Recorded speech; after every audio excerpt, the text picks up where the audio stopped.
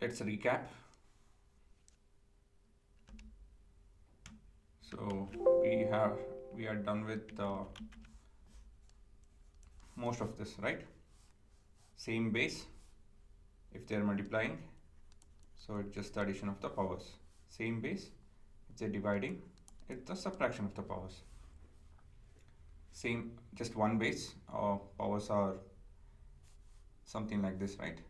So that is multiplication of powers. So here different base raised to the same power, I can distribute it in this way. Different base getting divided, I can raise the power in this way. And the last one, which is the opposite of the last from the bottom, third one, right? Of course, this and this both are there. So here we're looking at x into y whole to the power of n. Okay, so yes, why do we need it? I want to talk about why do we need it. Like, I have a scenario over here. We have 2, 4 and 8. Okay, so 2 and 4 have been raised to the same power. So as per this law, I can multiply x and y and raise it to the same power. So let's see the logic behind this. I'll just take 2 cube into 4 cube. So as per the basic idea of exponent, what should we do? 2 has to be multiplied 3 times and 4 has to be multiplied 3 times. So what is the product of 2 and 4? 8. One more set of 2 and 4, 8. One more set of 2 and 4,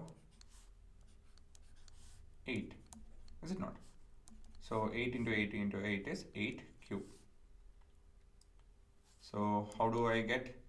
I have the same power while the base is equal to 8. How will I get 8 from 2 and 4? Multiplication, is it not? So that's the logic, right?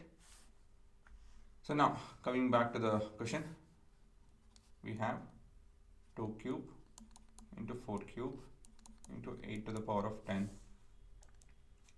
So we know that 2 cube into 4 cube is 8 cube into 8 to the power of 10. Same base, we can just add the power, so I get 13. So some of the scenarios wherein you need to solve in this smart way, right? We use this particular law. Again, it's left to your requirement and scenario. So let me give a few more questions how to handle such scenarios. We have 2 to the power of 4 into 5 to the power of 4. Same power, different base.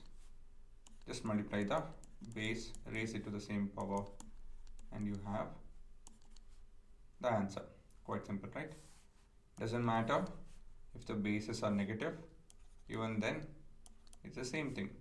So same power,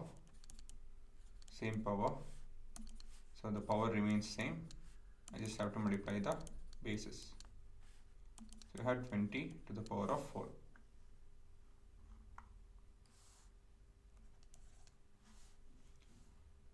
Same power, bases are whatever they are. So in this case I have fractions. Again, doesn't matter, whatever it is.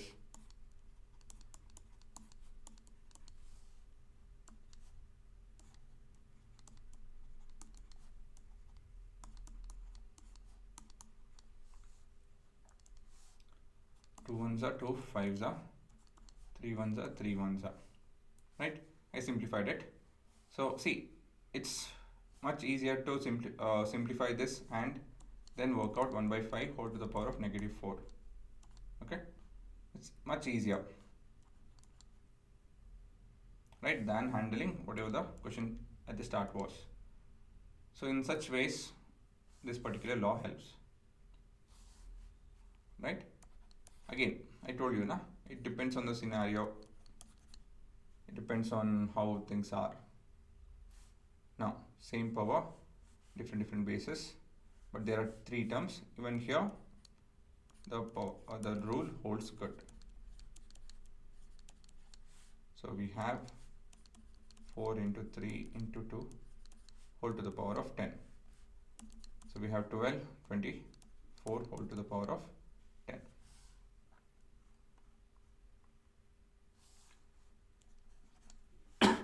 Now the case of roots. So if you guys remember, if I don't have anything written over here, it means 2, right? And basically this is to do with square root of 10. So this is to do with the power 1 by 2, 10 to the power of 1 by 2. When the base is same, power is same. So yeah, I mean, I can do whatever I want. I can either take the base and just add the power, or I can just, or the other way around is product of the bases raised to the same power. Either ways it will give the same answer. So 10 to the power of half plus half is 1, right?